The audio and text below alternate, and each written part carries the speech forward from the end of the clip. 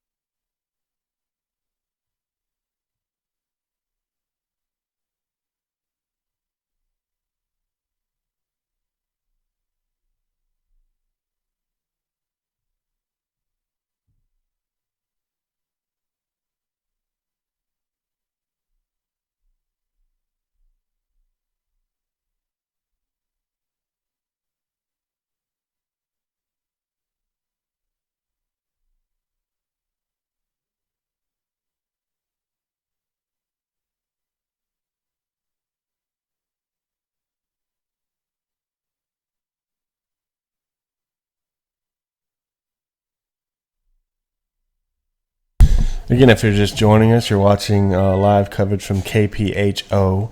Donald Trump is on his way to the Phoenix Convention Center, where our cameras are. Our Adam Taxon is there, as you saw him earlier today with the live stream, the pregame show from outside. We're having some issues with our cameras connecting right now. The Convention Center tech people are working on it. We paid good money for it, so hopefully they'll get it working for us, or they better give it back to us. We reserved it quite a long time ago. But anyway, we're going to get you the feed either way, whether we have to use our pool feed through AP or Reuters, or whether we get our feed working, which we really hope because we want to show the crowd. If not, if we can't show the crowd on the live stream, then we will definitely do it once we re-upload. We'll upload the raw footage after the event and make sure you see that. So just hang tight with us. You're going to see the speech here either way. We'll get you a good HD feed either way. And so I'll give you an update here in just a few seconds. We're trying something else with the feed.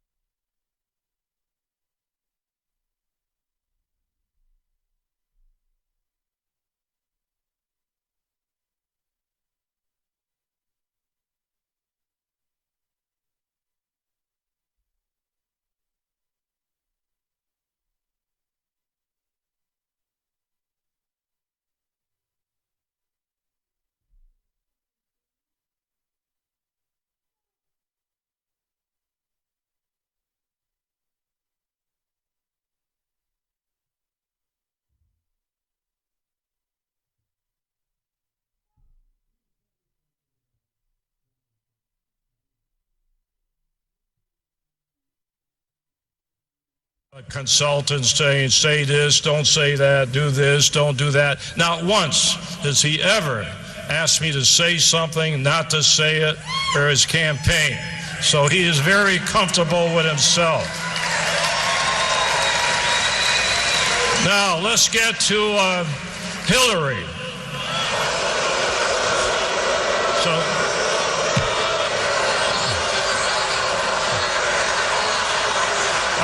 Wait a minute, are you booing or cheering? What is it? Okay. Now, I heard her say something today that makes me very angry. When she said he ought to be more concerned, Donald Trump, with Arizona than Mexico. Doesn't she know that all the drugs and illegal immigration comes from Mexico? Should we not be concerned about Mexico? Should we not be concerned about telling the government to stop flooding our country with drugs and heroin and illegal immigration? That's how you solve the problem. You do it over there before it gets here.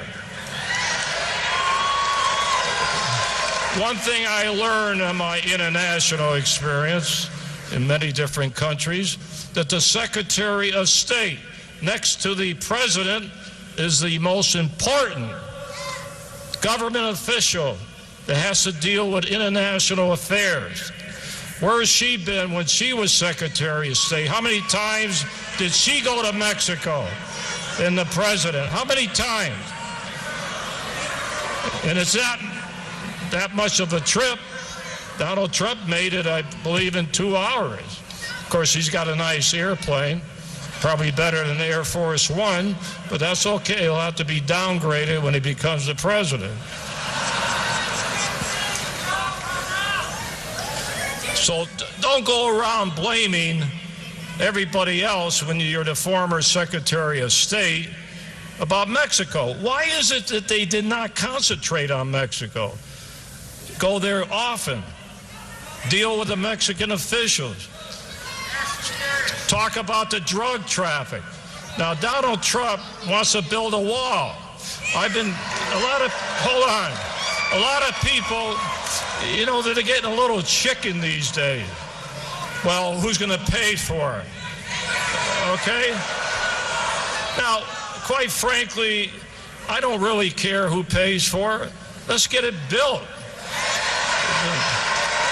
And if Mexico does not want to pay for it, they're going to have to pay anyway. I'll tell you how you do it. You take away their foreign aid and take that money and build a wall. Very simple.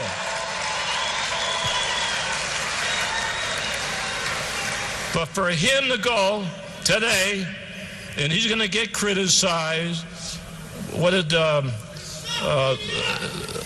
Clinton say? It's just a photo op? Oh, it's a photo op. So why does she go to get her picture with the president? Maybe the president doesn't want his picture with her. After Donald Trump finished, so I'm talking about Hillary. Why, we got more than one Clinton? Oh, we got Bill. I forgot Bill. Which is probably going to be if Hillary wins, Bill's going to be running the government anyway. So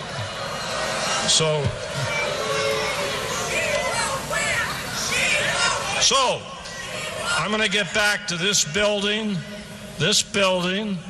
13 months ago, that Donald Trump did something, and I'm not going to say how it's going to turn out because I know he's going to get elected, but he did one thing. He opened the door for illegal immigration. Nobody wanted to touch this problem. That would have gone away. I guarantee you, if he didn't mention it, no other presidential candidate would be talking about it. You wouldn't be here today. It would not still be a big issue in this country. So you got to thank Donald Trump for opening the door for this problem. So, and another thing, Donald Trump, you know, I got a little personal thing, but I've been fighting this drug problem for 55 years. Not going to give up on that one. But he's the one that went public many months ago and said the wall is to stop dope peddlers too, not just illegal immigrants. When he was up in New England, where I'm from, New Hampshire, they were concerned about the heroin. That was their main concern about heroin. We have overdoses in this country, destroying our young people, and the dope is coming from Mexico. So don't tell me that that border is secured. And everybody's talking about 13 million people. I can go on and on. But let me tell you one thing. You know, we run a pretty big jail system here. 8,000 people in jail that are there for, they're illegals, but arrested for other charges.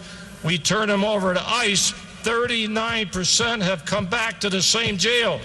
One guy came back 24 times. So don't tell me that the government today are deporting all these illegals. They're letting them back on the streets to continue violations of the law. So think of that. We have a war on cops. Now, I'm a veteran. I talked to Donald Trump many times. I know what comes from his heart. He loves the cops. He loves the military. He loves the veterans. He loves all of you, too. But I'll tell you one thing. When he becomes president, they're going to wipe out these problems, the crime on these streets. And when you burn a building down, they ought to be locked up and not worry about being politically incorrect. Lock them all up and throw them in jail. That's what you do. That may seem tough, but we have to do something. We got cops being killed. We have politics involved. They call the Justice Department when they see a video. They don't even give the cops the benefit of the doubt, this administration. So we got to get back and defend our police, defend our country. And I know I'm got to close this thing right now, so I'm going to close it and say, make sure that you work hard for our next president, Donald Trump, and the vice president. So thank you very much.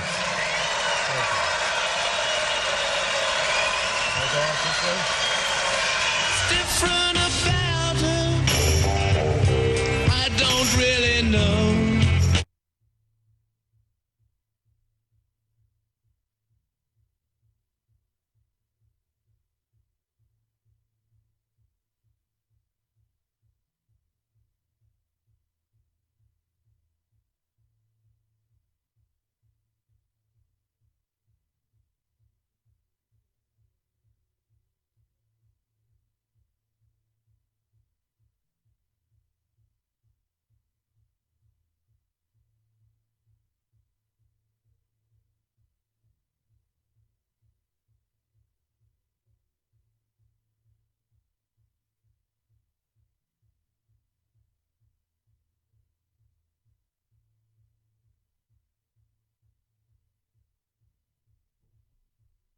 Job is to assure that we have victory for the President of the United States in this state and every state we can help. Who is going to win on November 8th? I didn't hear you people. Let's let them know you're here. Who is going to win? Arizona is unique. Every single major policy discussion is happening here at Ground Zero in the state of Arizona. He's back because he knows that we can turn up the heat, we can make things happen, and we can do what's expected to support the right person that's going to enforce laws, who's going to protect the people, and who's going to do what?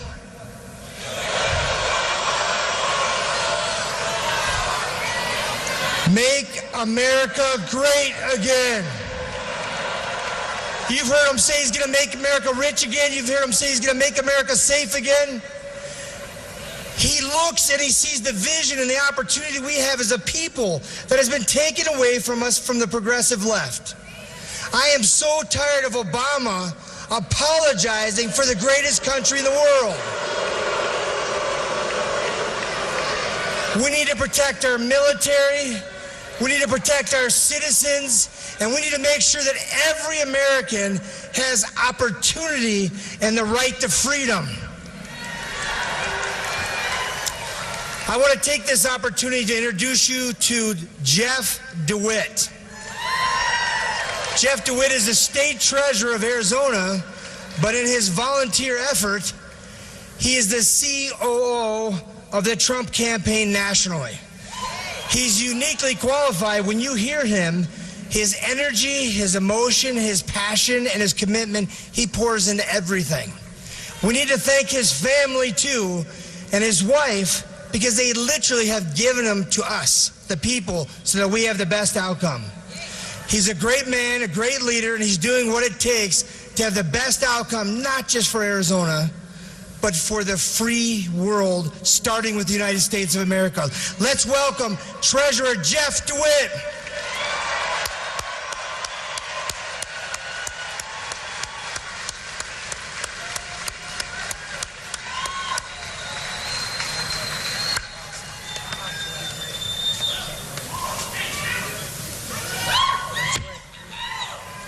How is Arizona doing tonight? I tell you, we are blessed to have Robert Graham as our chairman. He's doing a great job. We are absolutely going to deliver the state and keep it red in November.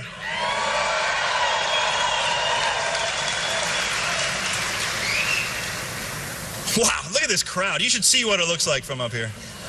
This is great. I am so honored to serve as your state treasurer. I fight every day for fiscal responsibility and to protect hardworking taxpayers. I'm the first statewide elected in the country, the first elected official in the country to support Mr. Trump, and I'm doing so for so many reasons, but one of it is I know that he gets it. He gets what we're going through. He understands the problems that we face, and he wants to put our country back on the path of fiscal responsibility.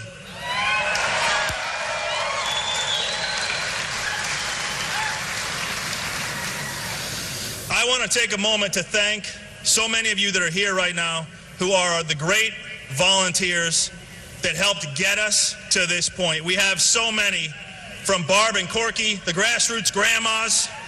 Where are you? There they are.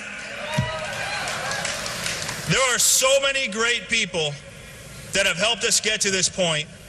And I want to make a special plea to all of you now to come down to the Trump offices here and help us with phone calls, mail, anything that we can get you to do. We want your help. So make sure you come down and support some of the great work that we're doing here. We have a great crowd. We need to make sure that we absolutely do deliver. And I also want to say, you know, I didn't know much about Mike Pence when we first met him. We could not have a better vice president. I'll tell you right now.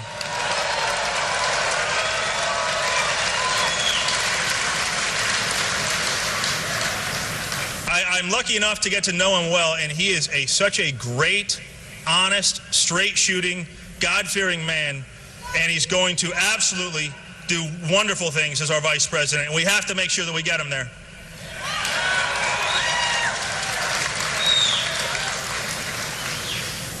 So I am the COO and CFO of the Trump campaign. I'm doing everything I can to deliver this victory for us. I will tell you that it is an honor to work for Mr. Trump, and as everyone that works for him will tell you, he is absolutely not only a great leader that you will see here, he's a great guy.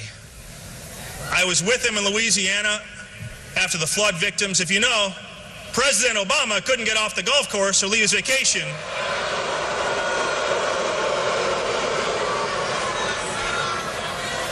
But Donald Trump made a special point of canceling his plans. We loaded up a semi-truck full of supplies and delivered them ourselves down to Louisiana. That was all Mr. Trump.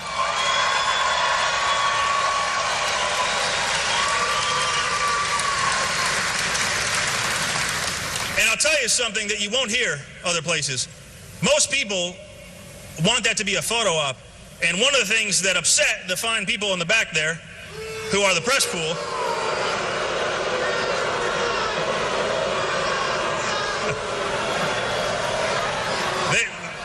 We didn't tell them we were going. We left them behind on purpose because we didn't want it to be a photo op.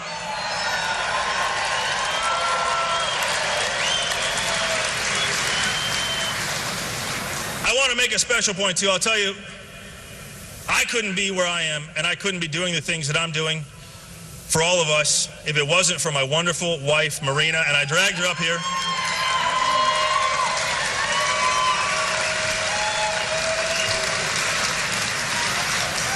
But it underscores the importance of this election in keeping our neighborhoods safe, our families safe. We have to know who's coming into our country. We have to have a strong border, and we have to protect the ones we love, and only Donald Trump will do that.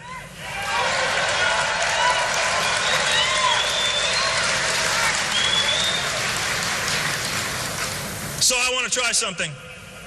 I want to see how much noise we can make. On the count of three, I want you to say, vote Trump. You ready? 1, 2, 3. Vote Trump! Oh, that's great. One more. Ready? 1, 2, 3. Vote Trump! Yeah.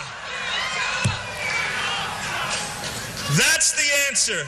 Here's the question. How do we keep our country safe? Vote Trump. How do we make our military strong again? Vote Trump. How do we keep the liberals off the Supreme Court? Vote Trump. How do we make sure our police are safe again? Vote Trump. How do we make sure our neighborhoods are safe again? And how are we going to make America great again? Vote Trump!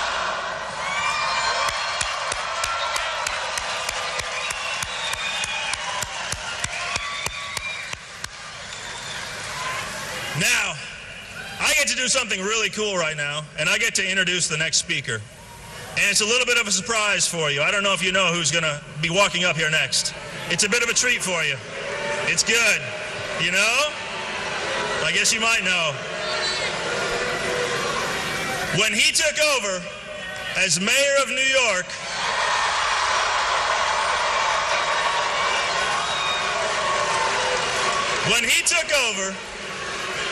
there were 1 million New Yorkers on welfare.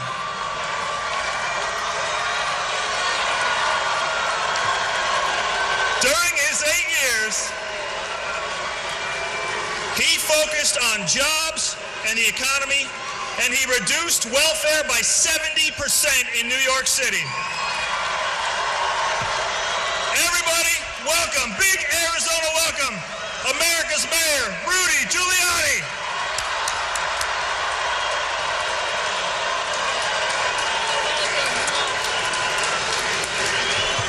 Thank you.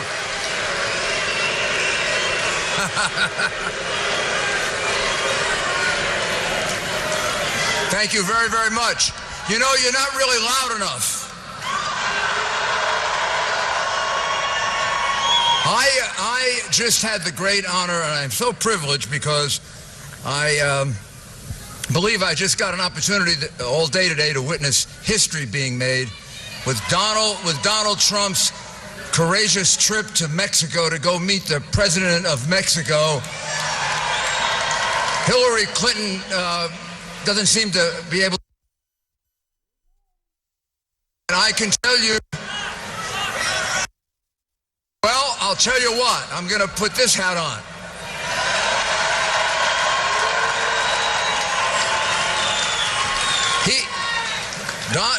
Donald Trump made it clear that obviously he understands and respects and admires tremendously the contributions of Mexican Americans who have come here legally over the years, first generation, second generation, third generation, the tremendous contribution they've made to the United States and how much he loves them. He also made it clear that illegal immigration hurts both countries. Donald Trump will secure our borders, and Hillary Clinton will not. It's as simple as that. Donald Trump will build a wall.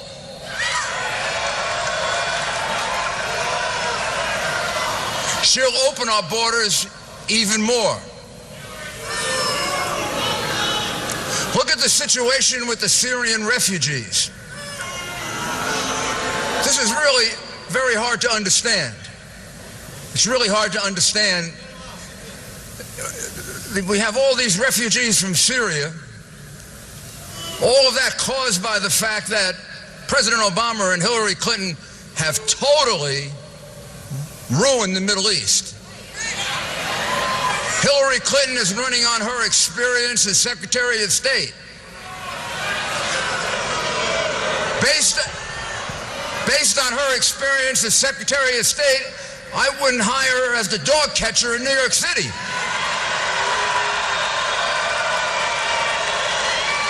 Not only that, based on how she handled top secret information, she wouldn't pass an FBI background check for a government position. And they want to make her president. Can you imagine that? I wouldn't let her near an FBI office or a U.S. Attorney's office, any place sensitive. I wouldn't put sensitive information in her hands because, as the director of the FBI says, she was extremely careless.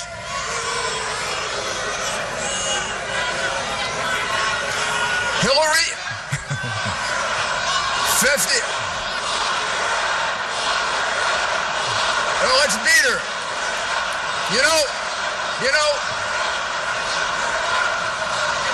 haven't you figured out already that Washington is so rigged she is not going to get indicted even though she should? Don't you know that you would have been indicted and arrested now 8 months ago, 10 months ago if you did what she did? If you destroyed 33,000 emails, and now we find that she lied about them. They didn't contain references to Benghazi. A lie. They contain references to Benghazi. They didn't contain top secret material. A lie. They contain top secret material. Those are all federal crimes. Every single one of them. And then look what she did to our State Department.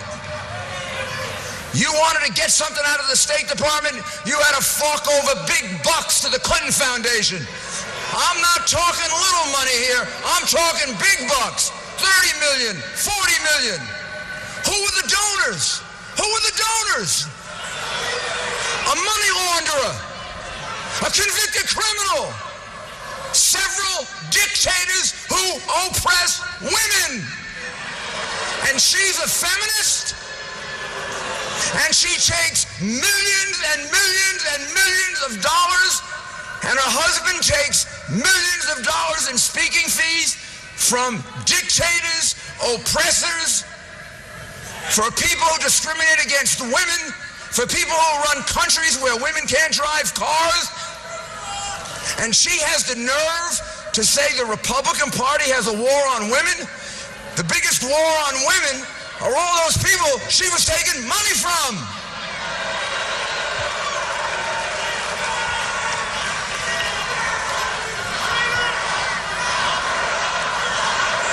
And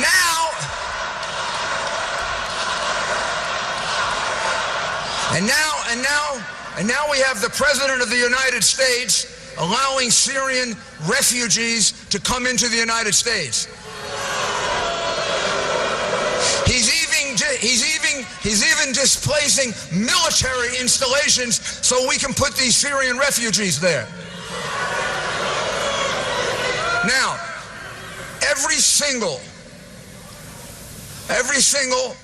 person that I can find in his administration that has law enforcement and intelligence capability, from Jim Comey on down, tells you the people from Syria cannot be vetted. It means they can't be properly investigated. There are no records in Syria to figure out if they are terrorists or they're not terrorists.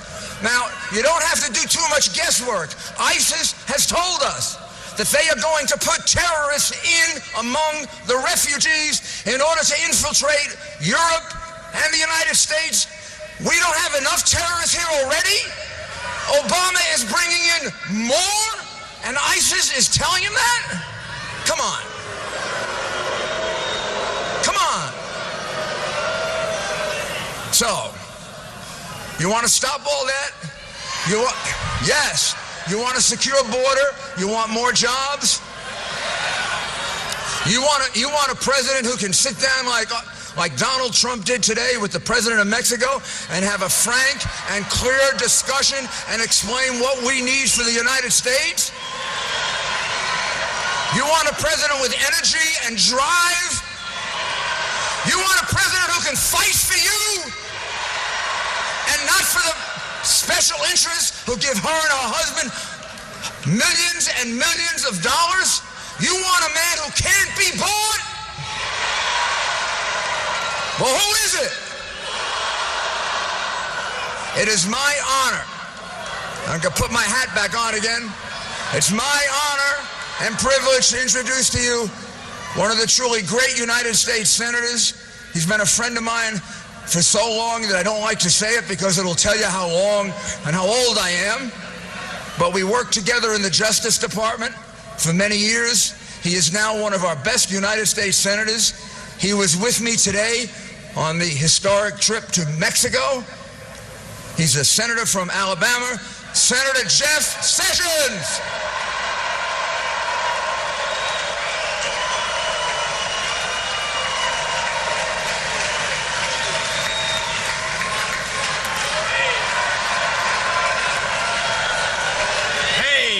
Let's put that back on.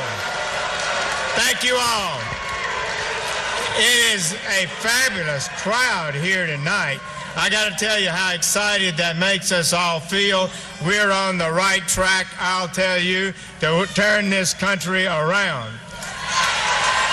But isn't it a fact that over 60% of the American people for many years now have found and believed and stated to pollsters they believe this country is on the wrong track? Isn't that true? And we're concerned about our country. We love our country. We want it to be better. Let me ask you a question. Does Hillary Clinton even understand we're on the wrong track? You are right. She believes things are fine as they are. We need more of the same. There's one man with the strength, the courage, the determination, the guts, the challenge, the things that are going wrong in this country and put us on the right track, and that's Donald J. Trump.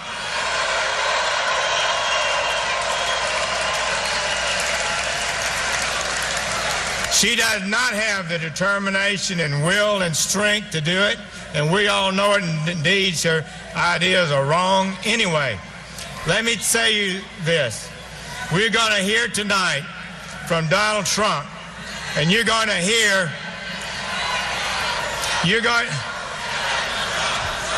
okay.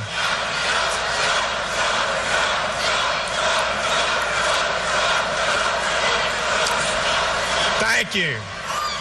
You're going to hear you're going to have the best laid out law enforcement plan to fix this country's immigration system that's been stated in this country maybe forever. It is going to be so good. You're going to be proud and pleased about that.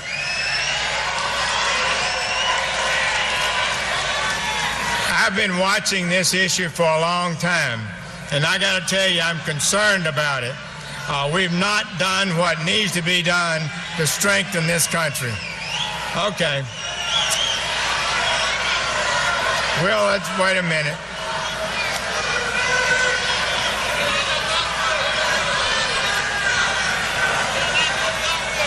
All right. So, friends, let me tell you, we've got great work to do. Very important work. I believe it's absolutely clear to me that this may be, and indeed is, the last chance we have to restore a lawful system of We are here to immigration ask you for that 100,000 serves the national interest. The American people have been asking for this, pleading for it for over 30 years. All they've wanted is a lawful system that we can be proud of, that helps serve our people and make this nation better and healthier. I believe that's good and right and moral and just, and we're going to move in that direction. It's going to be a special night tonight. Let me say this to you. I am so pleased and want to celebrate and congratulate my chairman of the Armed Services Committee, John McCain, for his victory, and we look forward to seeing him come back in November. We need John McCain. I tell you, we do. Let me tell you. Colleagues, we have a great ticket. Mike Pence, Governor Mike Pence, is a truly wonderful person. He loves America. He cares about our country and its values. He is a man of integrity and decency. He's a proven congressman. He rose up through the ranks as a conservative and fought against the establishment, really, in the House, and advocated values that I think we have a great ticket. Mike Pence, Governor Mike Pence, is a truly wonderful person. He loves America. He cares about our country and its values. He is a man of integrity and decency. He's a proven congressman. He rose up through the ranks as a conservative and fought against the establishment, really, in the House, and advocated values that I think are the kind of things that most of you and I share. He then got elected governor and was a great record as governor of Indiana. And he's a friend of mine, a man I admire greatly. I think it speaks highly of Donald Trump that he chose him as his vice presidential nominee. And so, colleagues and friends, let's welcome the next vice president of the United States of America, Mike Pence.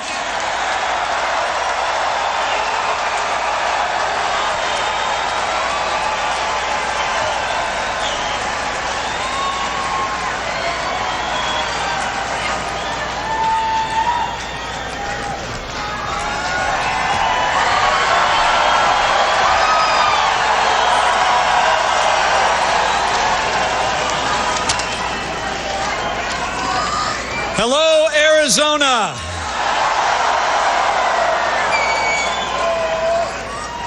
I'm Governor Mike Pence. 6 weeks ago tonight, with my wife Karen at my side, I was humbled to accept my party's nomination to run and serve as the next Vice President of the United States of America.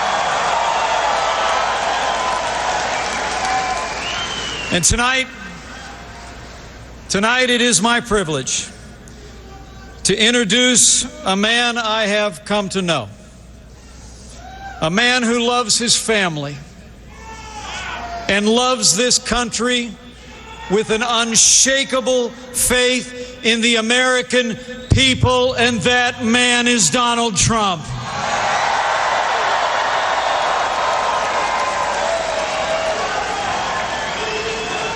You know, in the past few weeks, Donald Trump has laid out his plans to make America great again in speeches all across this country.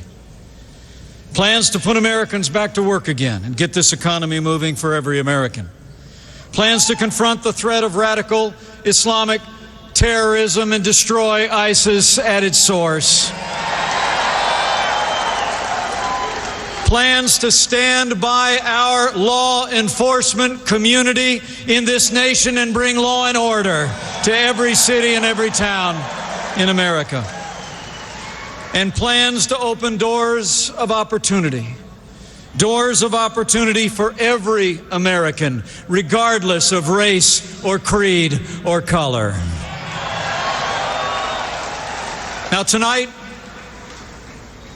in this setting, Donald Trump will address that issue that from the outset of this campaign, he and he alone put at the center of our national debate ending illegal immigration once and for all.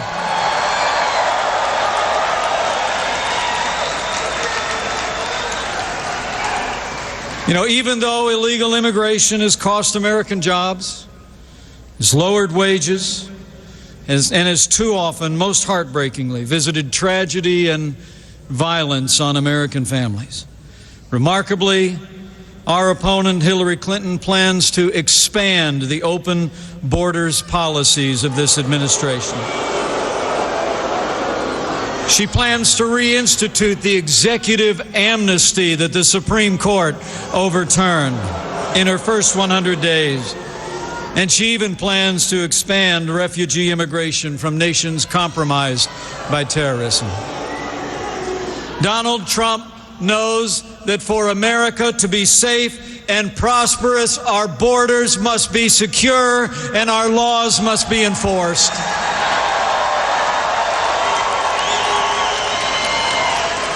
You know, after years of hearing leaders in both political parties talk endlessly about ending illegal immigration, in 69 days, the American people can elect a leader who will actually do it.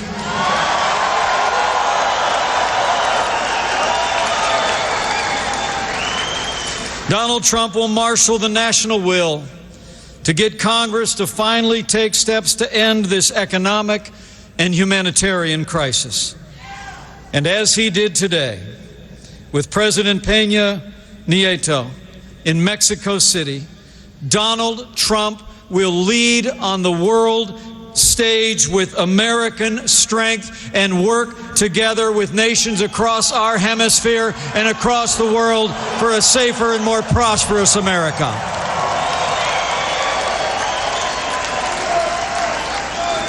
So, ladies and gentlemen, it is my high honor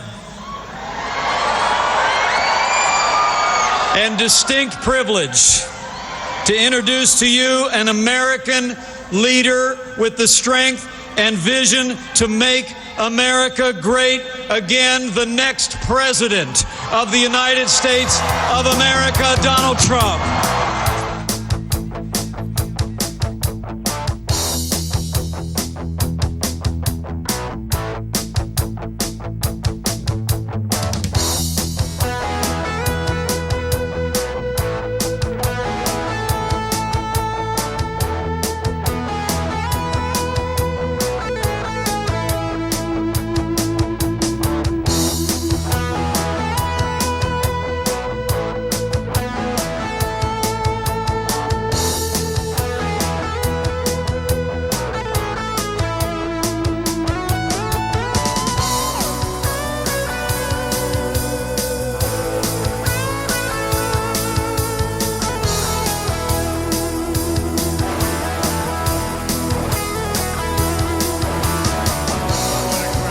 Beautiful crowd. Thank you. Thank you. Wow. That's a lot of people, Phoenix. That's a lot of people. Thank you very much.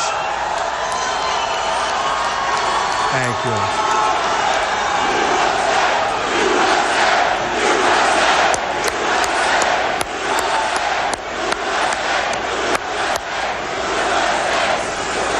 Thank you, Phoenix.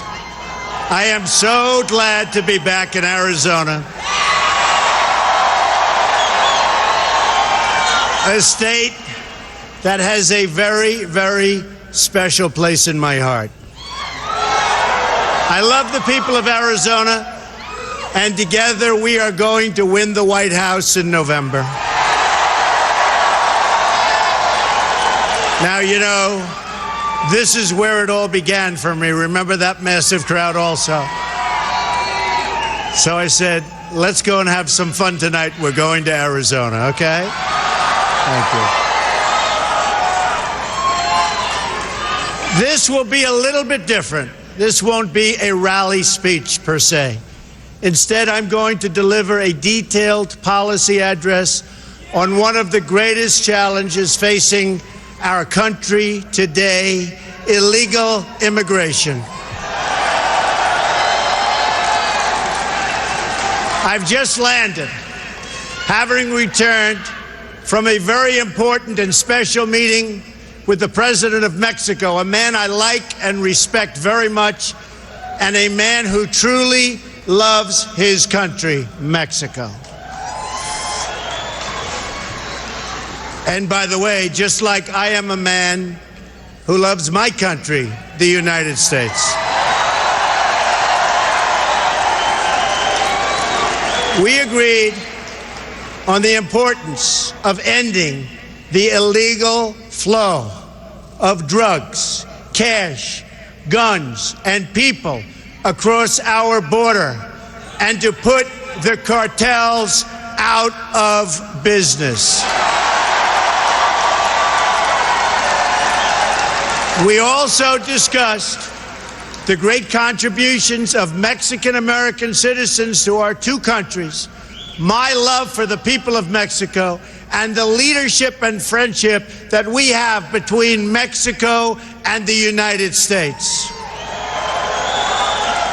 It was a thoughtful and substantive conversation, and it will go on for a while, and in the end, we're all going to win. Both countries, we're all going to win. This is the first of what I expect will be many, many conversations. And in the Trump administration, we're going to go about creating a new relationship between our two countries. But it's going to be a fair relationship. We want fairness. But to fix our immigration system, we must change our leadership in Washington, and we must change it quickly. Sadly, there is no other way.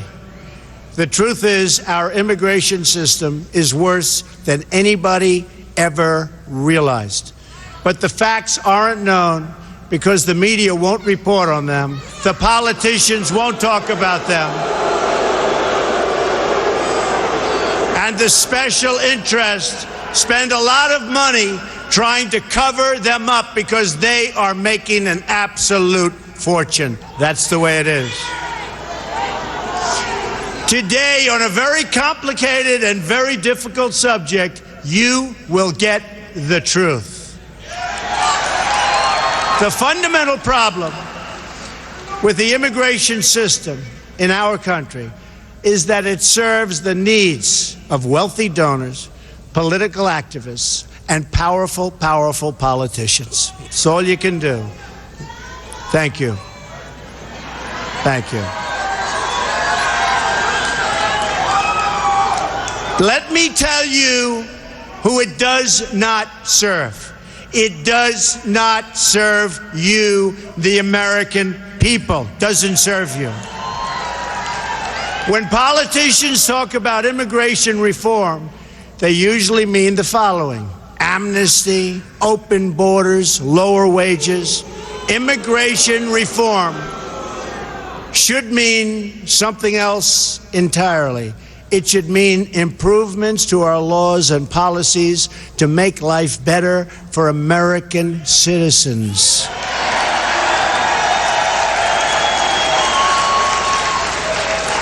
Thank you. But if we're going to make our immigration system work, then we have to be prepared to talk honestly and without fear about these important and very sensitive issues. For instance, we have to listen to the concerns that working people, our forgotten working people, have over the record pace of immigration and its impact on their jobs, wages, housing, schools, tax bills, and general living conditions. These are valid concerns expressed by decent and patriotic citizens from all backgrounds, all over. We also have to be honest about the fact that not everyone who seeks to join our country will be able to successfully assimilate. Sometimes it's just not going to work out. It's our right as a sovereign nation to choose immigrants that we think are the likeliest to thrive and flourish and love us.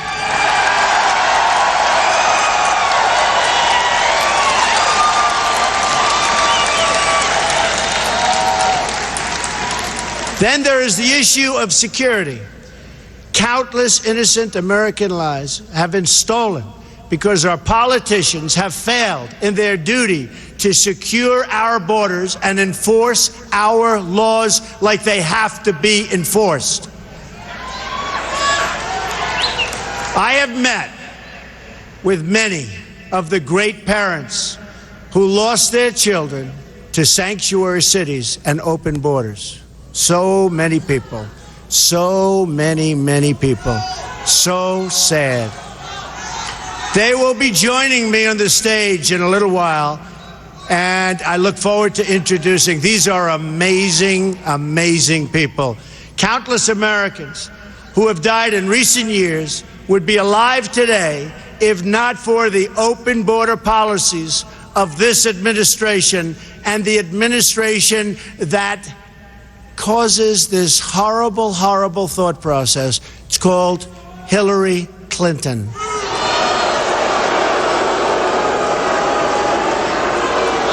This includes incredible Americans like 21-year-old Sarah Root. The man who killed her arrived at the border, entered federal custody, and then was released into the U.S., think of it, into the U.S. community under the policies of the White House, Barack Obama and Hillary Clinton. Weak policies.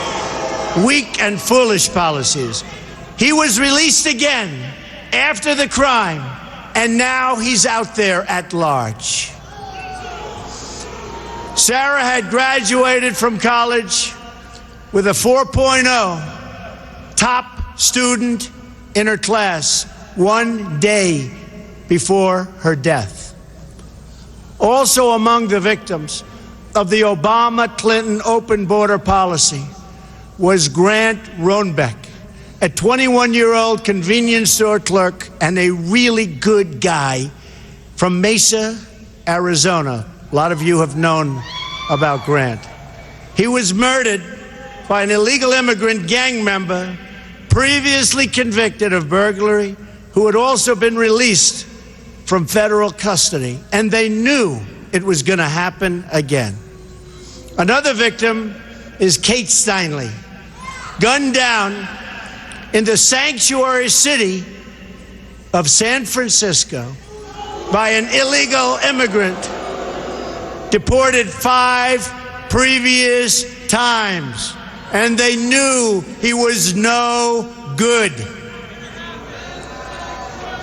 Then there is the case of 90-year-old Earl Olander, who was brutally beaten and left to bleed to death in his home, 90 years old and defenseless. The perpetrators were illegal immigrants with criminal records a mile long who did not meet Obama administration standards for removal. And they knew it was going to happen. In California, a 64-year-old Air Force veteran, a great woman according to everybody that knew her, Marilyn Ferris, was sexually assaulted and beaten to death with a hammer. Her killer had been arrested on multiple occasions, but was never, ever deported, despite the fact that everybody wanted him out. A 2011 report from the Government Accountability Office found that illegal immigrants and other non-citizens in our prisons and jails together had around 25,000 homicide arrests to their names. 25,000. On top of that, illegal immigration costs our country more than $113 billion a year. And this is what we get. For the money we are going to spend on illegal immigration over the next 10 years, we could provide 1 million at-risk students with a school voucher, which so many people are wanting. While there are many illegal immigrants in our country who are good people, many, this doesn't change the fact that most illegal immigrants are lower-skilled workers with less education who compete directly against vulnerable American workers, and that these illegal workers draw much more out from the system than they can ever possibly pay back. And they're hurting a lot of our people that cannot get jobs under any circumstances. But these facts are never reported. Instead, the media and my opponent discuss one thing and only one thing: the needs of people living here illegally. In many cases, by the way, they're treated better than our vets.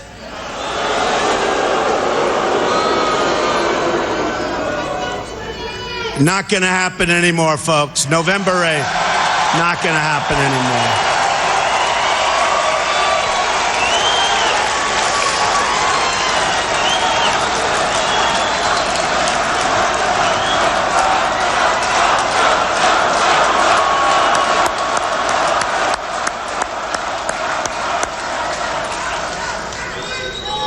The truth is, the central issue is not the needs of the 11 million illegal immigrants, or however many there may be. And honestly, we've been hearing that number for years. It's always 11 million. Our government has no idea. It could be 3 million, it could be 30 million. They have no idea what the number is.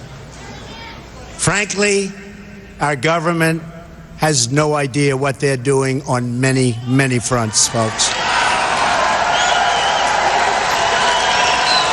But whatever the number, that's never really been the central issue. It will never be a central issue. It doesn't matter from that standpoint. Anyone who tells you that the core issue is the needs of those living here illegally has simply spent too much time in Washington.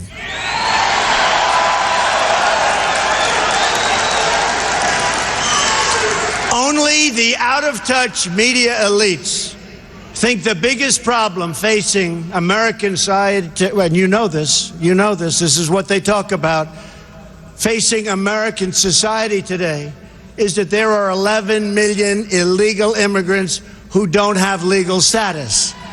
And they also think the biggest thing, and you know this, is not nuclear, it's not ISIS, it's not Russia, it's not China, it's global warming.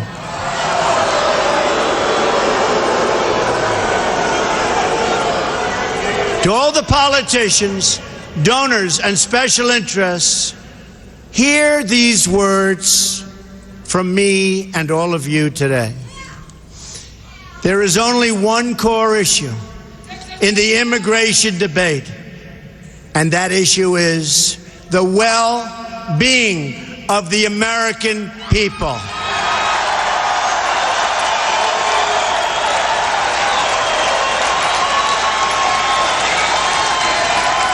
Nothing even comes a close second. Hillary Clinton, for instance, talks constantly about her fears that families will be separated. But she's not talking about the American families who have been permanently separated from their loved ones because of a preventable homicide, because of a preventable death, because of murder. No, she's only talking about families who come here in violation of the law. We will treat everyone living or residing in our country with great dignity. So important. We will be fair, just, and compassionate to all. But our greatest compassion must be for our American citizens.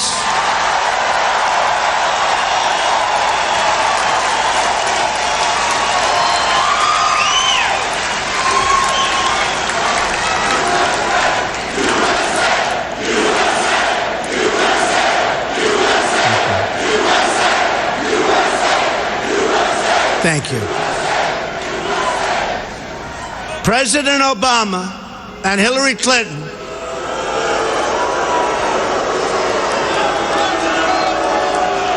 have engaged in gross dereliction of duty by surrendering the safety of the American people to open borders. And you know it better than anybody right here in Arizona. You know it. President Obama and Hillary Clinton support sanctuary cities. They support catch and release on the border. They support visa overstays. They support the release of dangerous criminals from detention. And they support unconstitutional executive amnesty. Hillary Clinton has pledged amnesty in her first 100 days, and her plan will provide Obamacare, Social Security, and Medicare for illegal immigrants, breaking the federal budget. On top of that, she promises uncontrolled, low-skilled immigration that continues to reduce jobs and wages for American workers, and especially for African American and Hispanic workers within our country, our citizens.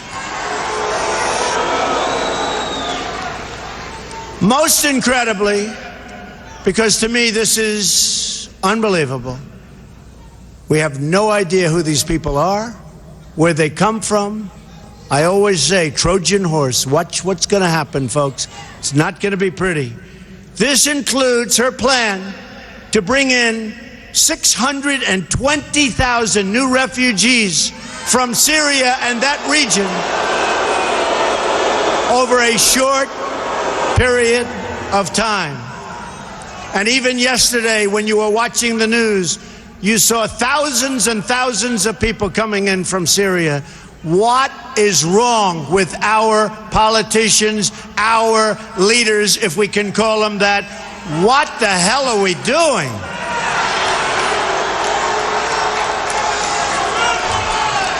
Hard to believe, hard to believe. Now that you've heard about Hillary Clinton's plan, about which she has not answered a single question, let me tell you about my plan. And you notice all the time, for weeks and weeks, they're debating my plan, debating it, talking about it. What about this? What about that? They never even mention her plan on immigration because she doesn't want to get into the quagmire. It's a tough one. She doesn't know what she's doing except open borders and let everybody come in and destroy our country, by the way. While Hillary Clinton meets only with donors and lobbyists, my plan was crafted with the input from federal immigration officers, very great people, among the top immigration experts anywhere in this country who represent workers, not corporations. Very important to us. I also worked with lawmakers who've led on this issue on behalf of American citizens for many years.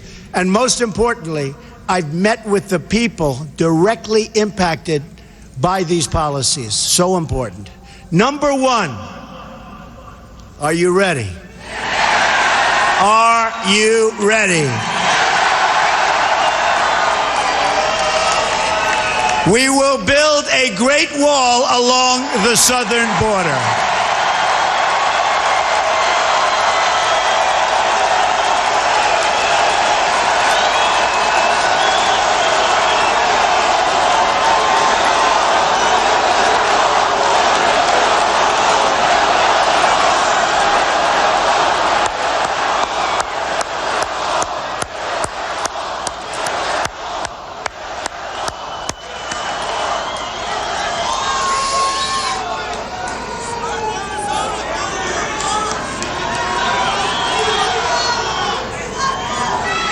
And Mexico will pay for the wall.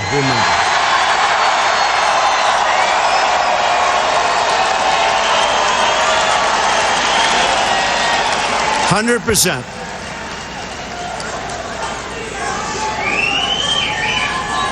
They don't know it yet, but they're going to pay for the wall. And they're great people and great leaders, but they're going to pay for the wall. On day one, we will begin working on an impenetrable, physical, tall, powerful, beautiful southern border wall. We will use the best technology, including above and below ground sensors, that's the tunnels. Remember that, above and below. Above and below ground sensors. Towers, aerial surveillance, and manpower to supplement the wall, find and dislocate tunnels, and keep out criminal cartels. And Mexico, you know that, will work with us. I really believe it. Mexico will work with us. I absolutely believe it. And especially after meeting with their wonderful, wonderful president today, I really believe they want to solve this problem along with us, and I'm sure they will. Number two, we are going to end catch and release. We catch them? Oh, go ahead. We catch them? Go ahead. Under my administration, anyone who illegally crosses the border will be detained until they are removed out of our country and back to the country from which they came.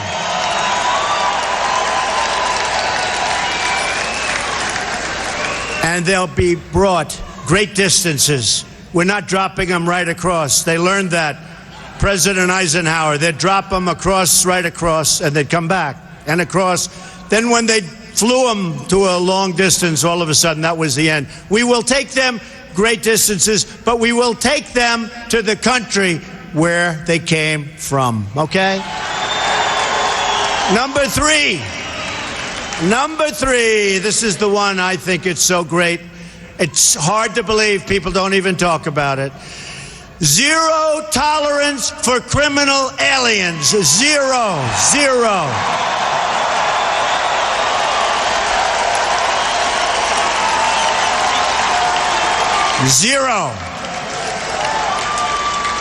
They don't come in here. They don't come in here.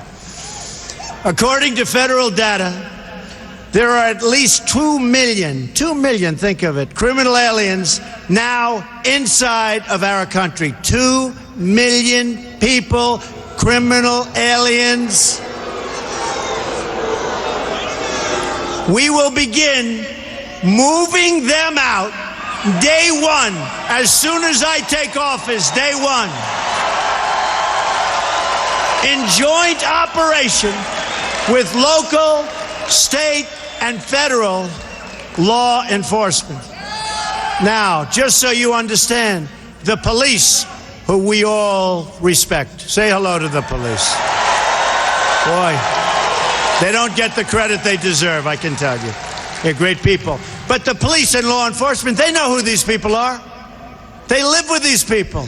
They get mocked by these people.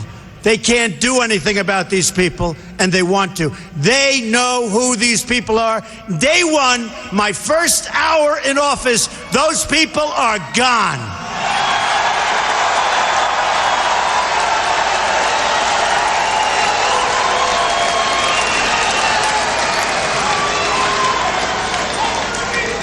And you can call it deported if you want. The press doesn't like that term. You can call it whatever the hell you want. They're gone. Beyond the 2 million. And there are vast numbers of additional criminal, illegal immigrants who have fled. But their days have run out in this country. The crime will stop. They're going to be gone. It will be over. They're going out fast. Moving forward, we will issue detainers for illegal immigrants who are arrested for any crime whatsoever, and they will be placed into immediate removal proceedings if we even have to do that. We will terminate the Obama administration's deadly, and it is deadly, non-enforcement policies that allow thousands of criminal aliens to freely roam our streets, walk around, do whatever they want to do, crime all over the place. That's over. That's over, folks. That's over.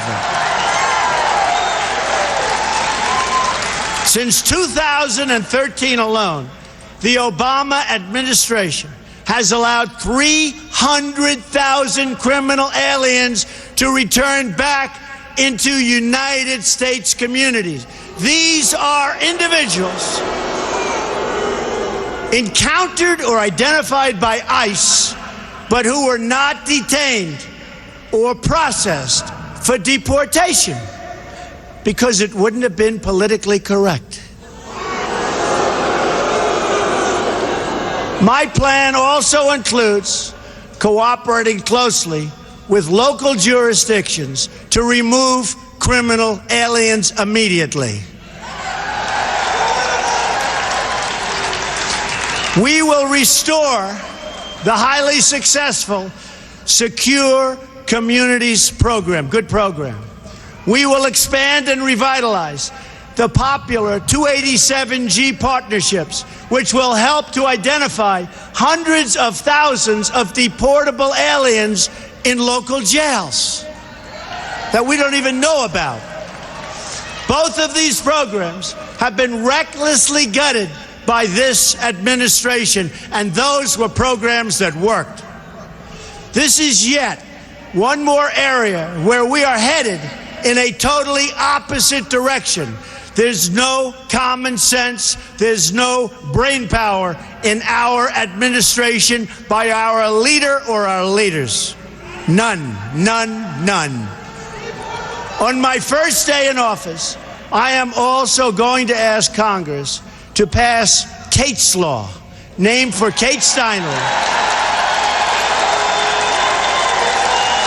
to ensure that criminal aliens convicted of illegal reentry receive strong, mandatory minimum sentences. Strong.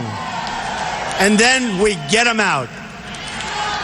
Another reform I'm proposing is the passage of legislation named for Detective Michael Davis and Deputy Sheriff Danny Oliver, two law enforcement officers recently killed by a previously deported illegal immigrant. The Davis-Oliver bill will enhance cooperation with state and local authorities to ensure that criminal immigrants and terrorists are swiftly, really swiftly, identified and removed. And they will go fast. Believe me, they're going to go fast. We are going to triple the number of ICE deportation officers. Within ICE, I am going to create a new special deportation task force focused on identifying and quickly removing the most dangerous criminal illegal immigrants in America who have evaded justice, just like Hillary Clinton has evaded justice, okay?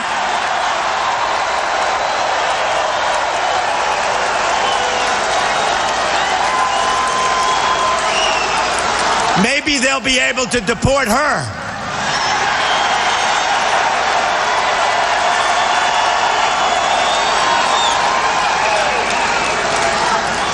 The local police, who know every one of these criminals, and they know each and every one by name, by crime, where they live, they will work so fast, and our local police will be so happy that they don't have to be abused by these thugs anymore.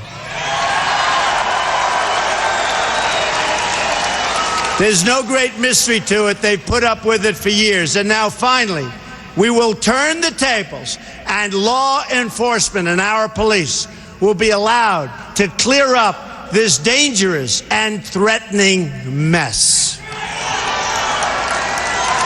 We're also going to hire 5,000 more Border Patrol agents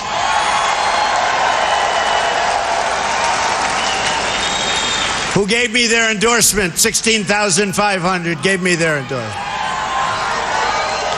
And put more of them on the border instead of behind desks, which is good. We will expand the number of Border Patrol stations significantly. I've had a chance to spend time with these incredible law enforcement officers, and I want to take a moment to thank them. What they do is incredible.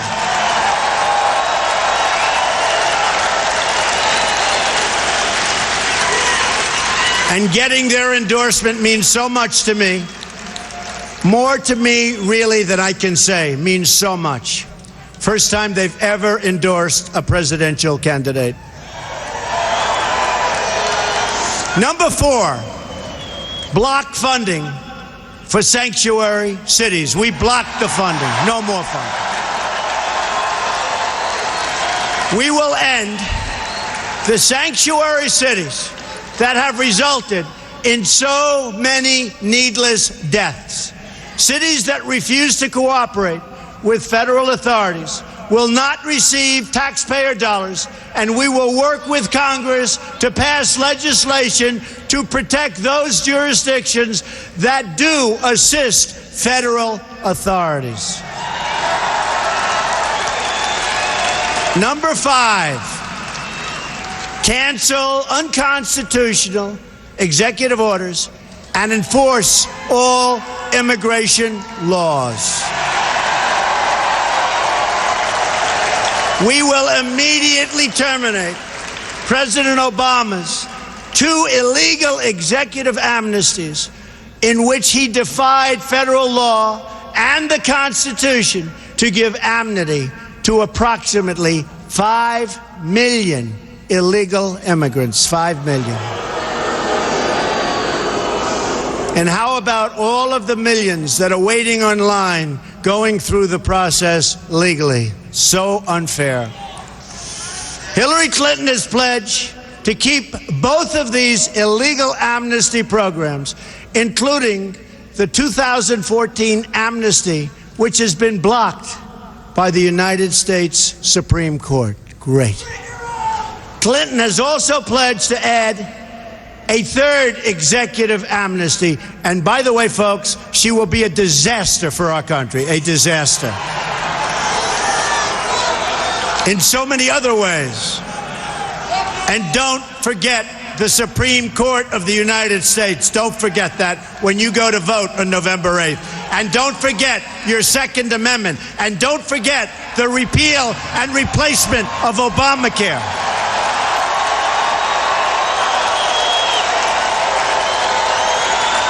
And don't forget building up our depleted military. And don't forget taking care of our vets. Don't forget our vets. They have been forgotten. Clinton's plan would trigger a constitutional crisis unlike almost anything we have ever seen before. In effect, she would be abolishing the lawmaking powers of Congress in order to write her own laws from the Oval Office. And you see what bad judgment she has. She has seriously bad judgment. Can you imagine? In a Trump administration, all immigration laws will be enforced. Will be enforced. As with any law enforcement activity, we will set priorities. But unlike this administration, no one will be immune or exempt from enforcement. And ICE and Border Patrol officers will be allowed to do their jobs the way their jobs are supposed to be done.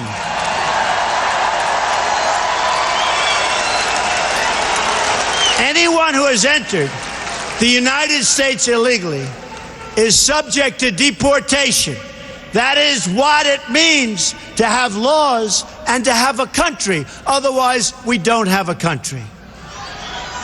Our enforcement priorities will include removing criminals, gang members, security threats, visa overstays, public charges, that is, those relying on public welfare or straining the safety net, along with millions of recent illegal arrivals and overstays who've come here under this current corrupt administration. Number 6, we are going to suspend the issuance of visas to any place where adequate screening cannot occur. According to data provided by the Senate Subcommittee on Immigration and the National Interest, between 9/11 and the end of 2014, at least 380 foreign-born individuals were convicted in terror cases inside the United States. And even right now, the largest number of people are under investigation for exactly this that we've ever had in the history of our country. Our country is a mess. We don't even know what to look for anymore, folks. Our country has to straighten out, and we have to straighten out fast. The number is likely higher, but the administration refuses to provide this information even to Congress. As soon as I enter office, I am going to ask the Department of State, which has been brutalized by Hillary Clinton, brutalized, Homeland Security, and the Department of Justice to begin a comprehensive review of these cases in order to develop a list of regions and countries from which immigration must be suspended until proven and effective vetting mechanisms can be put in place. I call it extreme vetting, right? Extreme vetting. I want extreme. It's going to be so tough. And if somebody comes in, that's fine, but they're going to be good. It's extreme. And if people don't like it, we got to have a country, folks. Got to have a country. Countries from which immigration will be suspended would include places like Syria and Libya. And we are going to stop the tens of thousands of people coming in from Syria. We have no idea who they are, where they come from. There's no documentation. There's no paperwork. It's going to end badly, folks. It's going to end very, very badly. For the price of resettling one refugee in the United States, 12 could be resettled in a safe zone in their home region, which I agree with 100%. We have to build safe zones, and we'll get the money from the Gulf states.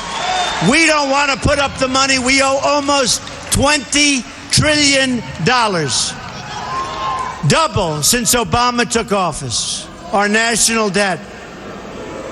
But we will get the money from Gulf states and others. We'll supervise it. We'll build safe zones, which is something that I think all of us want to see. Another reform involves new screening tests for all applicants that include, and this is so important, especially if you get the right people, and we will get the right people, an ideological certification to make sure that those we are admitting to our country share our values and love our people.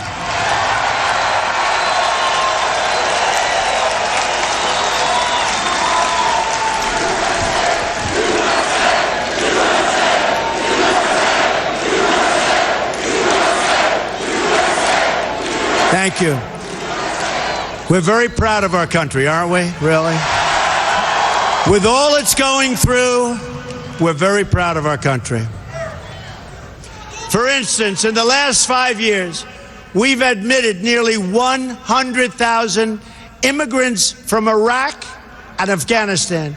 In these two countries, according to Pew Research, a majority of residents say that the barbaric practice of honor killings against women are often or sometimes justified. That's what they say. That's what they say. They're justified, right? and we're admitting them to our country. Applicants will be asked for their views about honor killings, about respect for women and gays and minorities, attitudes on radical Islam, which our president refuses to say, and many other topics as part of this vetting procedure. And if we have the right people doing it, believe me, very, very few will slip through the cracks. Hopefully, none. Number 7, we will ensure that other countries take their people back when we order them deported. There are at least 23 countries that refuse to take their people back after they've been ordered to leave the United States, including large numbers of violent criminals. They won't take them back, so we say, okay, we'll keep them. Not going to happen with me, folks. Not going to happen with me.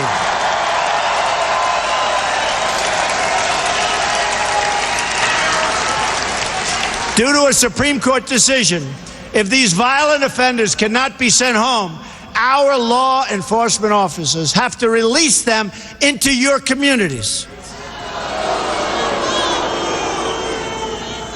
And by the way, the results are horrific, horrific. There are often terrible consequences, such as Casey Chadwick's tragic death in Connecticut just last year. Yet, despite the existence of a law that commands the Secretary of State to stop issuing visas to these countries, Secretary Hillary Clinton ignored this law and refused to use this powerful tool to bring nations into compliance, and they would comply if we would act properly.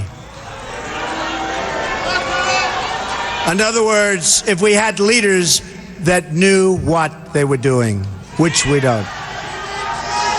The result of her misconduct was the release of thousands and thousands of dangerous criminal aliens who should have been sent home to their countries. Instead, we have them all over the place. Probably a couple in this room, as a matter of fact. But I hope not. According to a report from the Boston Globe, from the year 2008 through 2014, nearly 13,000 criminal aliens were released back into U.S. communities because their home countries would not, under any circumstances, take them back. Hard to believe. With the power we have, hard to believe. We're like the big bully that keeps getting beat up. Do you ever see that? The big bully that keeps getting beat up.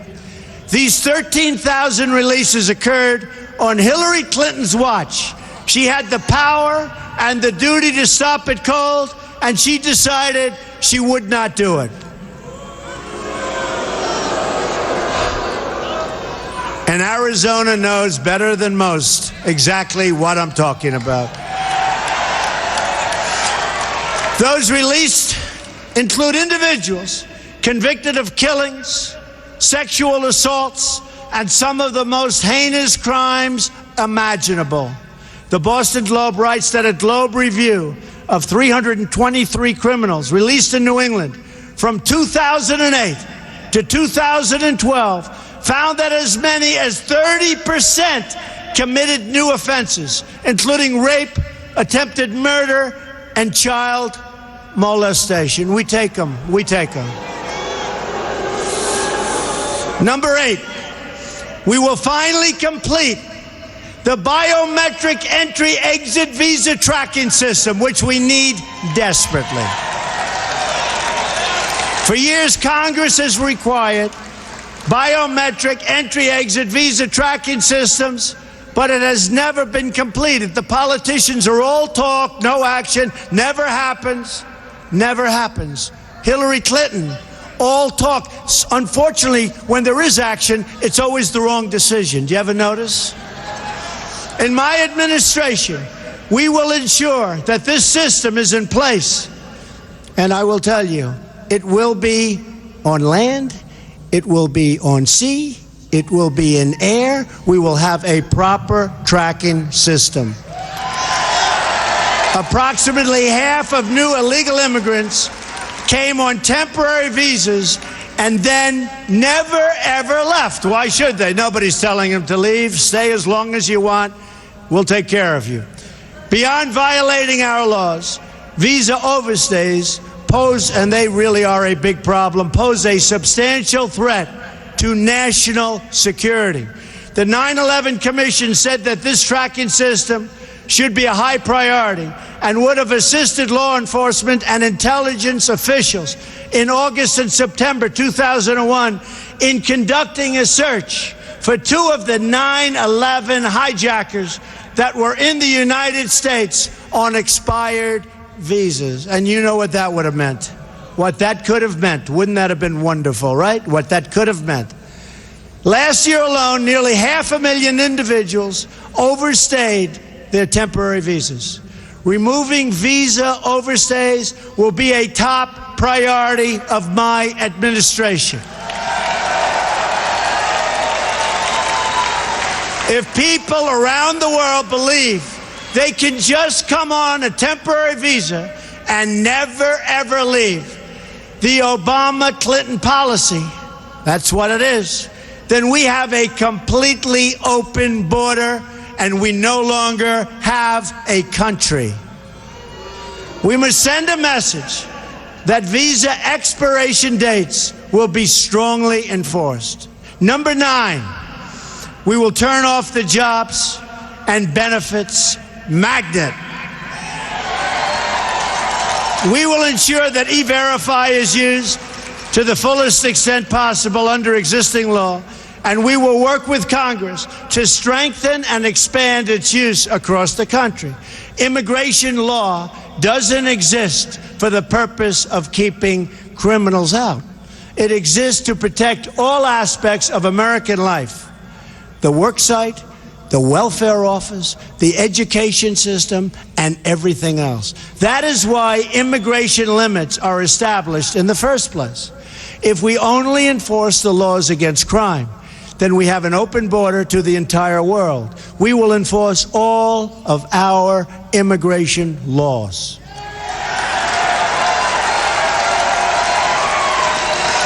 And the same goes for government benefits.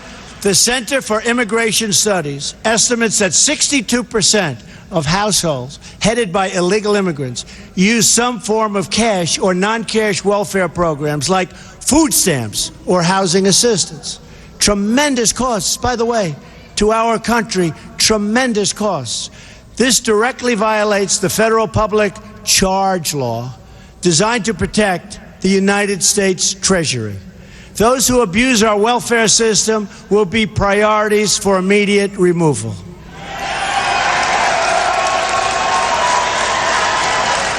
Number 10, we will reform legal immigration to serve the best interests of America and its workers, the forgotten people, workers. We're going to take care of our workers. And by the way, we're going to make great trade deals. We're going to renegotiate trade deals. We're going to bring our jobs back home. We're going to bring our jobs back home. We have the most incompetently worked trade deals ever negotiated, probably in the history of the world. And that starts with NAFTA. And now they want to go TPP, one of the great disasters. We're going to bring our jobs back home. And if companies want to leave Arizona, and if they want to leave other states, there's going to be a lot of trouble for them. It's not going to be so easy. There will be consequence. Remember that.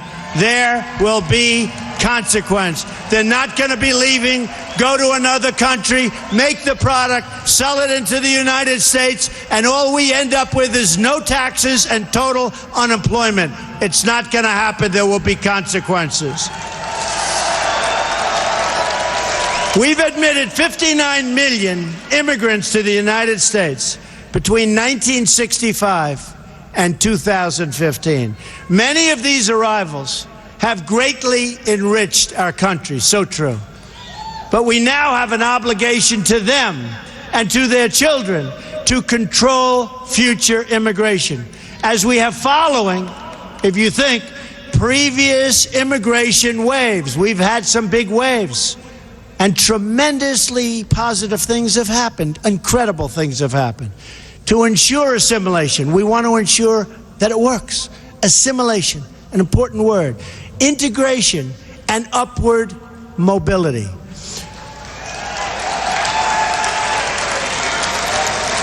Within just a few years, immigration as a share of national population is set to break all historical records.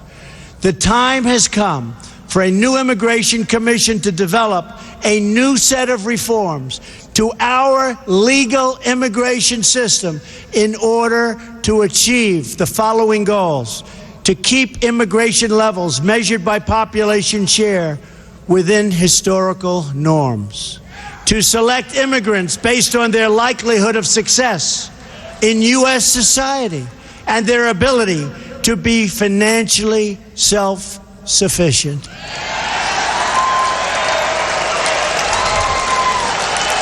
Do we take anybody? Come on in, anybody. Just come on in. Not anymore. You know, folks, it's called a two-way street. It is a two-way street, right? We need a system that serves our needs, not the needs of others. Remember, under a Trump administration, it's called America First. Remember that.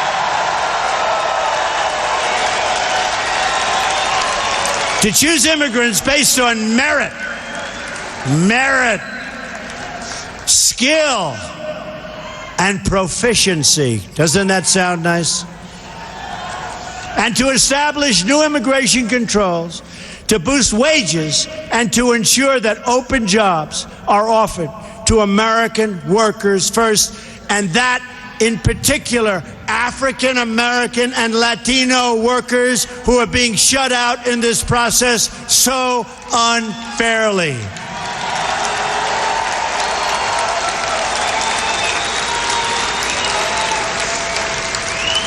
And Hillary Clinton is going to do nothing for the African American worker, the Latino worker. She's going to do nothing.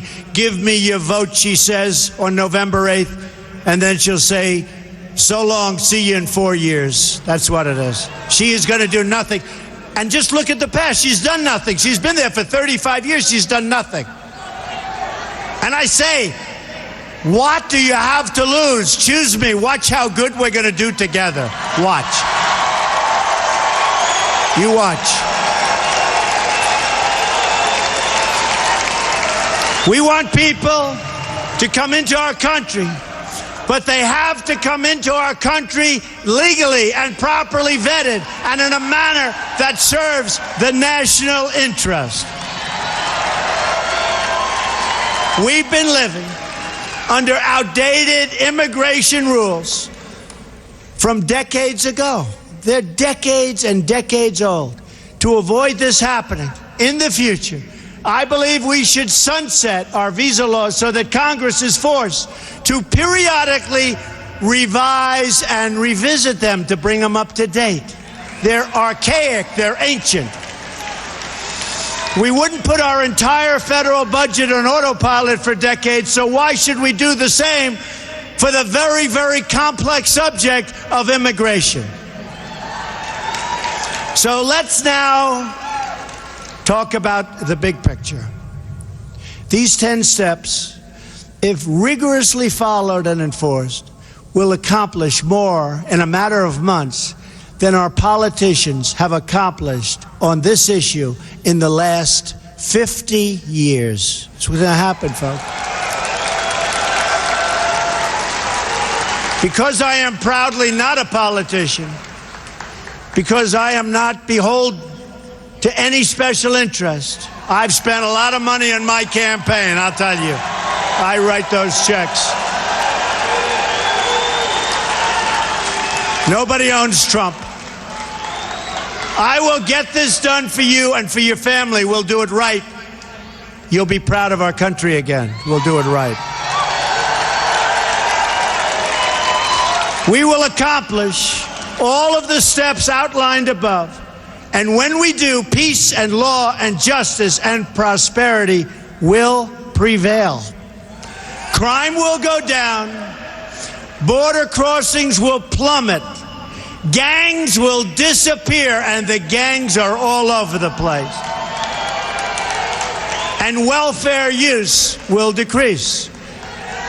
We will have a peace dividend to spend on rebuilding America, beginning with our American inner cities. We're going to rebuild them for once and for all. For those here illegally today who are seeking legal status, they will have one route and one route only: to return home and apply for re-entry like everybody else under the rules of the new legal immigration system that I have outlined above. Those who have left to seek entry, thank you.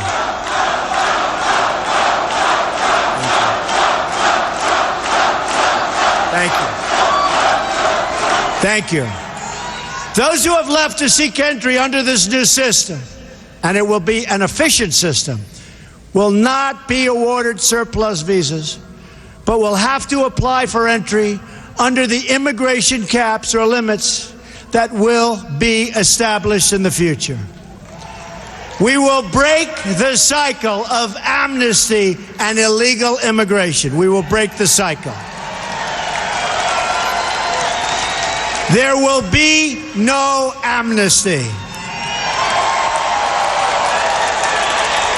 Our message to the world will be this: you cannot obtain legal status or become a citizen of the United States by illegally entering our country. Can't do it.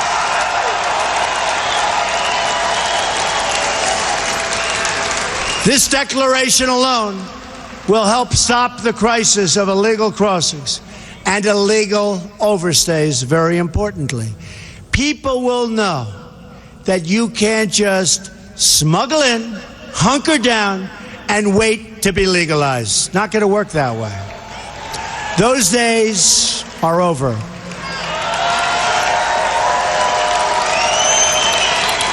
Importantly, in several years, when we have accomplished all of our enforcement and deportation goals and truly ended illegal immigration for good, including the construction of a great wall which we will have built in record time and at a reasonable cost, which you never hear from the government, and the establishment of our new lawful immigration system, then and only then will we be in a position to consider the appropriate disposition of those individuals who remain. That discussion can take place only in an atmosphere in which illegal immigration is a memory of the past, no longer with us, allowing us to weigh the different options available based on the new circumstances at the time.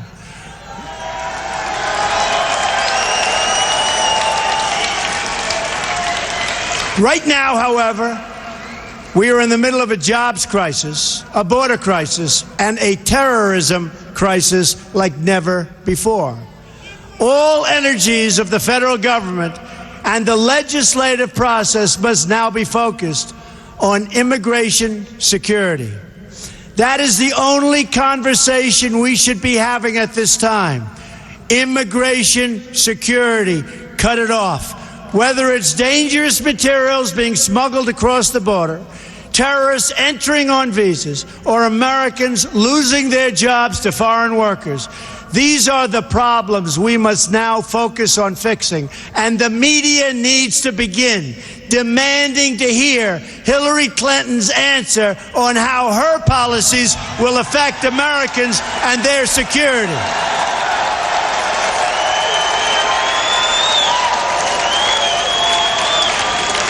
These are matters of life and death for our country and its people, and we deserve answers from Hillary Clinton. And you notice she doesn't answer. She didn't go to Louisiana. She didn't go to Mexico. She was invited. She doesn't have the strength or the stamina to make America great again. Believe me.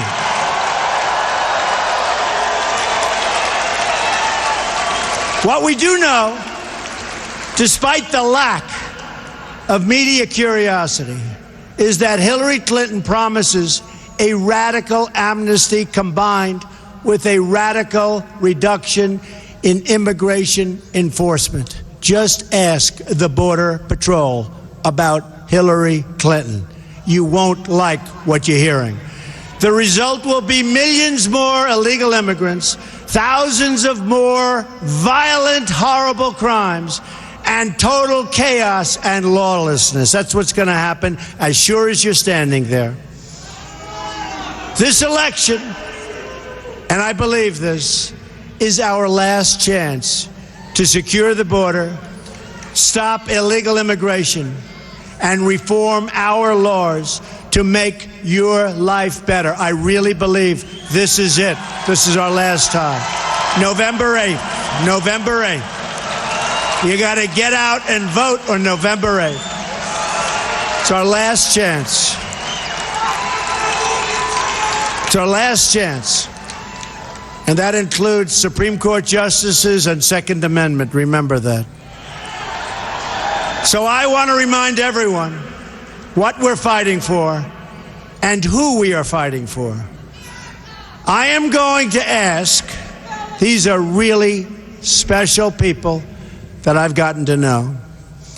I'm going to ask all of the angel moms to come join me on the stage right now. These are amazing women.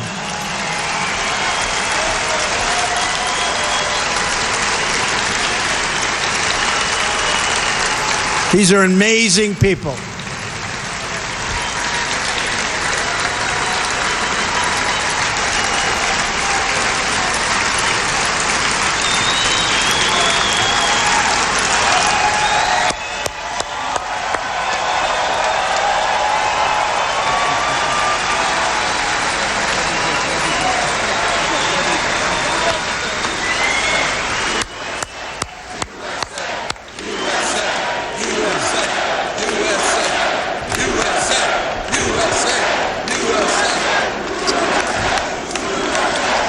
I've become friends with so many, but Jamil Shaw, incredible guy, lost his son so violently. Say just a few words about your child. My son, Ronald da Silva, was murdered April 27, 2002 by an illegal alien who had been previously deported. And what makes me so outrageous is that we came here legally. Thank you, Mr. Trump. I totally support you. You have my vote. Thank you. Thank you. Thank you, sir. Thank you. God bless you. You know what? Name your child and come right by. Go ahead. Laura Wilkerson, and my son was Joshua Wilkerson. He was murdered by an illegal in 2010, and I personally support Mr. Trump for our next president. My name is Ruth Johnston Martin. My husband was shot by an illegal alien. He fought the good fight, but he took his last breath in 2002, and I support this man who is going to change this country for the better. God bless you.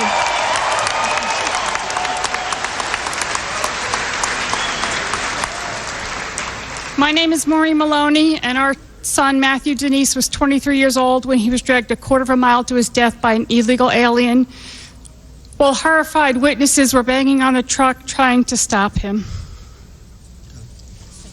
Thank you.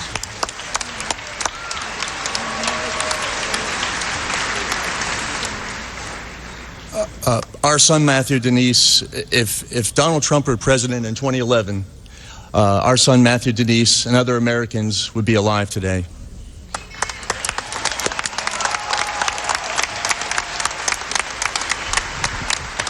Thank you. My name is Kathy Woods. My son Steve, a high school senior, 17 years old, went to the beach after a high school football game. The local gang came along, 9 members. The cars were battered to like war in Beirut. And all I can say is they murdered him, and if Mr. Trump had been in office then, the border would have been secure, and our children would not be dead today.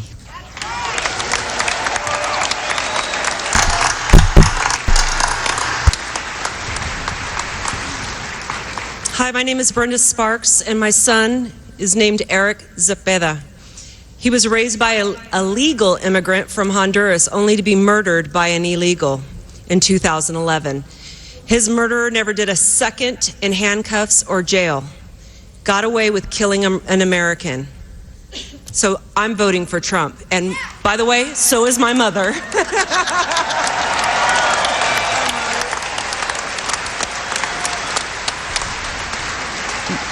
My name is Dee Engle. My cousin Rebecca Ann Johnston, known as Becky, was murdered on January the 1st, 1989 in North Little Rock, Arkansas. Thank you. And if you don't vote Trump, we won't have a country. Trump all the way.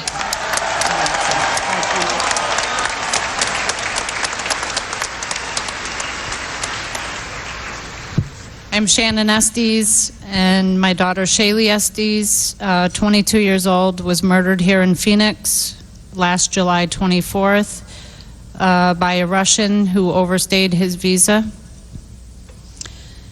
And vote Trump.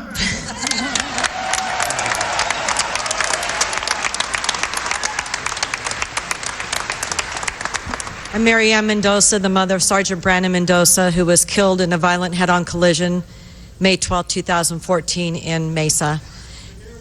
Thank you. And I want to thank Phoenix for the support you've all always given me. And I want to tell you what, I'm supporting the man who is the only man who's going to save our country and what we are going to be leaving our children.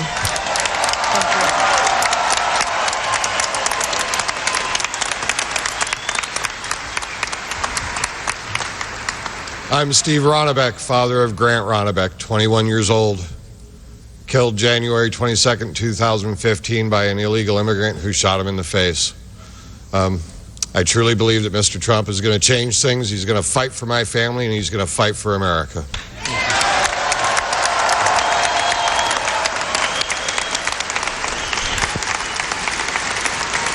These are amazing people. And I'm not asking for their endorsement, I believe me that. I just think I've gotten to know so many of them and many more from our group. But they are incredible people, and what they're going through is incredible, and there's just no reason for it. So let's give them a really tremendous hand.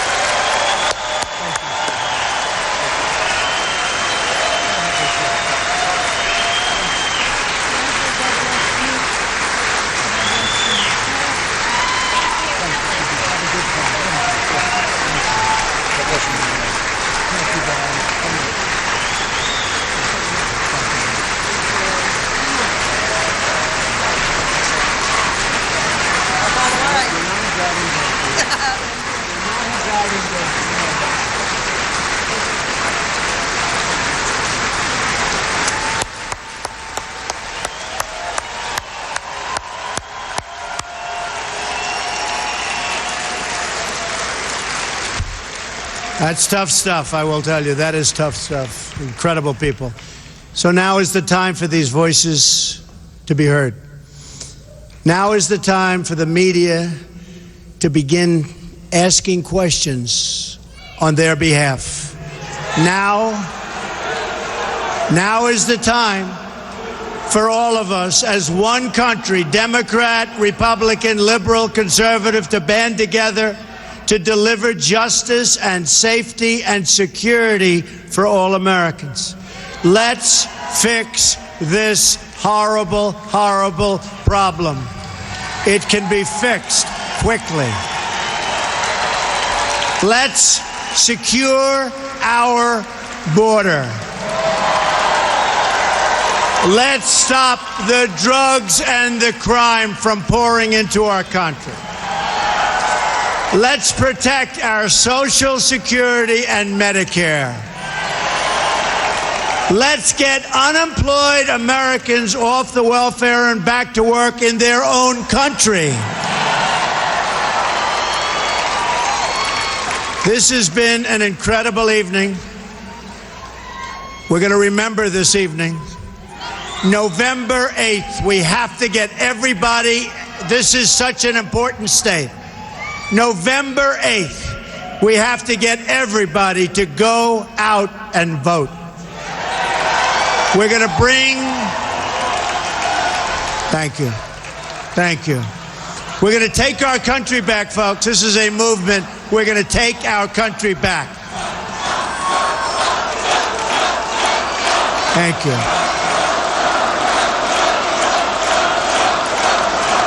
Thank you. This is an incredible movement. The world is talking about it. The world is talking about it. And by the way, if you haven't been looking at what's been happening at the polls over the last 3 or 4 days, I think you should start looking. You should start looking.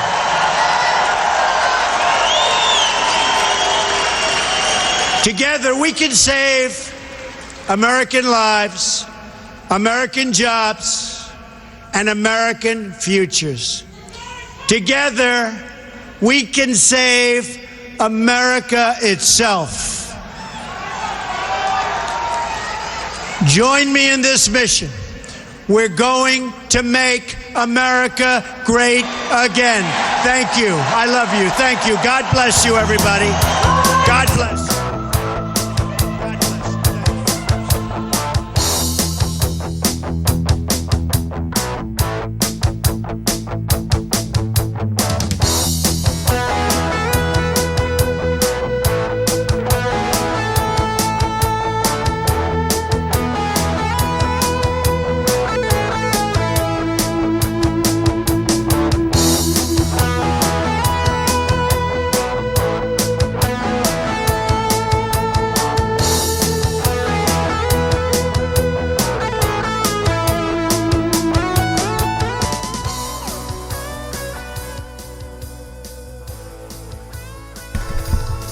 Wow, folks, what an incredible night. 50,000 people tuned into our broadcast to watch Donald Trump's immigration speech in Phoenix. What a day. This has been an incredible day. While Hillary Clinton is probably napping at home, Donald Trump has been to Mexico. Actually, he had a fundraiser in California this morning. He went to Mexico, and now he ends the night in Phoenix. And tomorrow he's flying to Wilmington, Ohio, where RSBN will be there. We will be there with our cameras. I wanted to tell everybody tonight that we just uploaded a huge shot of the crowd in Phoenix to the YouTube channel. Our live stream cameras did not work tonight. The internet at the venue, they were having issues, so our guy is there, as you saw today from the live stream in outside the convention center in Phoenix there, that we were there interviewing, and our guy is also there in the press pen, but we couldn't use our live stream camera, so we had to go with the AP pool feed tonight. But we have a shot of the crowd that's incredible on our YouTube page if you want to go check it out right now. Our Adam Taxon, our cameraman, and also another reporter will be joining Adam tomorrow in Wilmington, Ohio. And Wilmington, Ohio, tomorrow, I think that's at 12 o'clock p.m. Eastern time, so you make sure and tune in for that. I want to thank everybody out there for your support. This has been amazing. This is a movement. This is incredible. We have the #1 live stream on all of YouTube tonight. That, you know, not just news, but sports, everything. We had the #1 live stream. And you know, I almost feel bad for Fox 10 Phoenix. Those guys do a tremendous job over there. They had about 20,000 watching. And I always say, if you don't watch us, watch Fox 10. They're incredible. So once again, thanks to everybody for all the support. It's only because of you and your donations. I'll say it again. Those of you who heard me last night, you don't have to listen to this, but really thank you so much, because it's only because of you that we're able to do this, that we're able to be at these events, because we're not funded by anyone except for you. You and the advertisements that you see on these videos. We are not taking money from anybody. The campaign does not fund us, although we do work directly with the Trump campaign on a number of things. a number of projects, and we're very, very honored and humbled to be able to play such a role. But if you can help us at all, your money will go directly towards sending our guy across the country, because we want to have him in almost every single event. So that last night, as you saw, when we were in Everett, Washington, we showed the crowd, please donate, rsbn.tv/donate. I can't tell you how much we need it right now, because this stuff costs so much money. We're spending about $3,000 every couple days on travel, on flights, on the internet service, which they charged us at the venue tonight, was $1,300, and it didn't even work. They have agreed to refund us, but still, thanks so much for everybody's support. rsbn.tv/donate. We're going to be here for you. We're going to be here till the very end, and hopefully beyond, after Trump is elected. You know, somebody asked me the other day what the difference was between us and the rest of the media. I think it's pretty obvious. The rest of the media is biased. We're biased too. We just tell you that we're biased. They don't. They try to hide it. And we want you to know who we're for. And we're very proud to be the Right Side Broadcasting Network. That's why we named it Right Side, because we believe we're on the right side of history. And we want to thank everybody for your support. If you can't donate, please don't worry about that. I know things are tough right now for people, so just share our stuff, please. Share our stuff on Facebook. Share our stuff on Twitter. Get the message out. Let everybody know that we want to be here. That Right Side is a different kind of media company. That we, if you haven't seen, we have our own original programming, The Wayne Dupree Show, The Colors That Unite with Pastor Mark Burns. We have new shows that we're adding. We're working on them. These things take money and funding that we're trying to get. We're not going to give our company up. We're not going to give a percentage of our company up. We're not taking on investors, because you know what that leads to. It leads to them telling us how we can run our own network and what we can have on our network, and we won't do that no matter what, for the same reasons that Trump wouldn't take outside donations during the primaries. So this is not just something that we're doing. We're not getting rich off this. We really want this to be your voice, your network, a different kind of media, because it is about time that somebody stepped up and really take on the mainstream media, because this is, they're just completely out for Hillary right now, and everybody knows that, and it makes you sick. So we're trying to provide an alternative, and we really appreciate your support. I'll shut up now, and I'll let you watch Trump sign some autographs. We'll stay with this feed as long as the AP will allow us to. You can watch the feed on, see the crowd shots that we uploaded earlier. And again, tune in tomorrow. We'll have live coverage from Wilmington, Ohio, starting tomorrow at 1 o'clock Eastern Time, I believe. You can check the schedule at rsbn.tv, and we'll have the full schedule up there. You can also donate at rsbn.tv/donate. Thanks so much, everybody. Have a good night.